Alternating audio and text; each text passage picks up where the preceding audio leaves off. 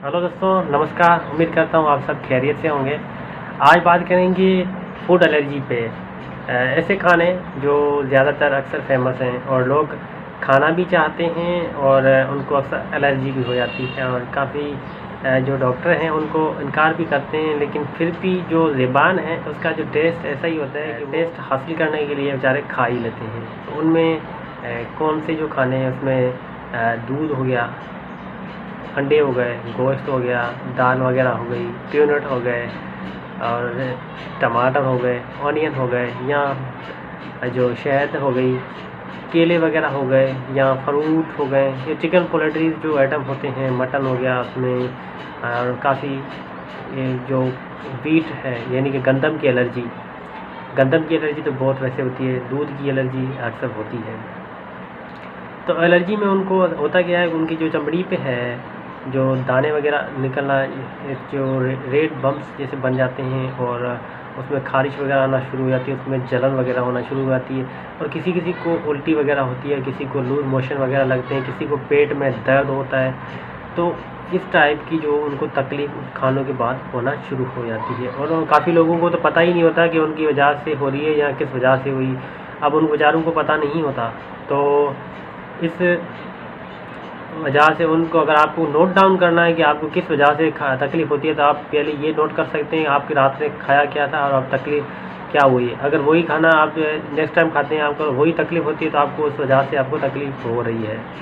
तो उसमें जो एलर्जी क्यों होती है, एलर्जी का काज क्या है? कारण यही है कि उसमें जो खानों में जो मुख्तलिफ़ तरह के जो प्रोटीन होते हैं वो हमारे जिस्म में जाकर एंटीजीन बनाते हैं। एंटीजीन और एंटीबॉडीज आपस में मिलकर हमारे जो इम्यूनोग्लोबिन है उसमें जो सेल्स हैं, जो टिश्यूज़ होते हैं, बेसोफिल्स और मेस्ट सेल हैं, वो उन पे जाकर ये चिपक जाते हैं और उनकी वजह से एलर्जी होना शुरू हो जाती है। इसमें हर इंसान को तकलीफ़ अलग अलग तरह से होती है। किसी को चमड़ी पे दाने निकलना शुरू हो जाती हैं और उसमें जलन होती है, उसमें खारिश आती है, किसी को उल्टी हो जाती है, किसी को लूज मोशन लग जाते हैं। तो हर इंसान का जो है उसकी अलग अलग सिम्टम्स आते हैं और अलग अलग इलामात ज़ाहिर होती हैं।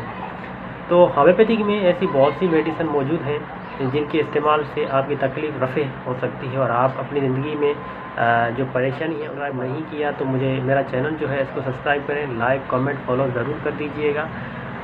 अभी जो बात करेंगे मेडिसिन पे, होम्योपैथी की कौन सी मेडिसिन जो है इस्तेमाल की जाती है। देखिए, होम्योपैथी की जो मेडिसिन है वो अक्सर पेशेंट का कॉन्स्टिट्यूशन और टेम्परामेंट और सिम्टम्स देखकर दी जाती है। मैं जस्ट आपको इन्फॉर्मेशन के हवाले से आपको मेडिसिन बता रहा हूँ, आप खुद से ना लीजिएगा। किसी भी होम्योपैथिक फिजिशियन से कंसल्ट करके आप मेडिसिन इस्तेमाल कर सकते हैं।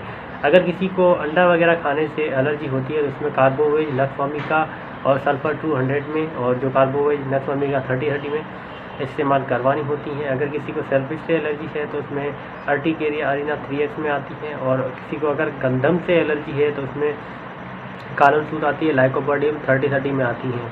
अगर किसी को दूध से एलर्जी है तो उसमें एंथोरा आती है और साइनोपियम 30 में आती है। अगर किसी को और नाइट्रम कार्ब भी आती है और पल्साटेरा भी आती है। अगर किसी को केला वगैरह खाने से एलर्जी है तो उसमें कॉफ़िया 30 में आती है और एग्नेशिया 30 में आती है। अगर किसी को फ्रूट वगैरह जो है स्ट्रेट फ्रूट है वो खाने से उनको एलर्जी होती है, उसमें एंटम क्रूड आती है, कॉलीफॉस 30 पे भी इस्तेमाल करवानी होती है। अगर किसी को चिकन वगैरह खाने से एलर्जी हो जाती है तो उसमें बेसिलिनियम 200 और ब्राइनिया 30 में और पल्साटेरा 30 में इस्तेमाल होती हैं। अगर किसी को दाल से एलर्जी है तो उसमें कलकेरिया कार्ब 30 में और पल्साटेरा 30 में, लाइकोपोडियम कार्बोवेज ये इस्तेमाल होती हैं। अगर किसी को शहद वगैरह खाने से एलर्जी होती है तो उसमें नेट्रम कार्ब आती है 30 में और फास्फोरस 30 में इस्तेमाल करवानी होती है। अगर किसी को प्याज से एलर्जी है तो प्याज खाने से किसी को एलर्जी होती है या तकलीफ़ होती है तो उसमें कार्सिनोसिन 30 में आती है और लाइकोपोडियम सल्फर 200 में इस्तेमाल करनी होती है और टूजा 200 में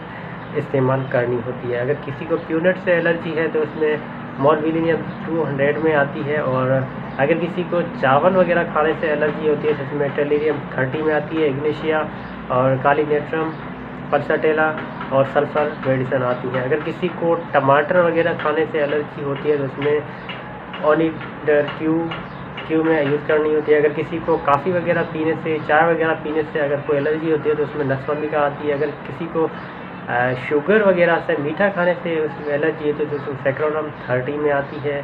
तो ये जो मेडिसिन है मैंने जस्ट आपको इन्फॉर्मेशन के हवाले से बताई हैं, आप किसी खुद से ना लीजिएगा। किसी भी होम्योपैथिक कंसल्टेंट से आप अपना मायना करवा कर मेडिसिन का उपयोग कर सकते हैं। मुझे दवाओं में याद रखिएगा। मेरा चैनल यूट्यूब का है जो उसको सब्सक्राइब ज़रूर कर दीजिएगा। मुझे लाइक, कमेंट, फॉलो ज़रूर कर दीजिएगा।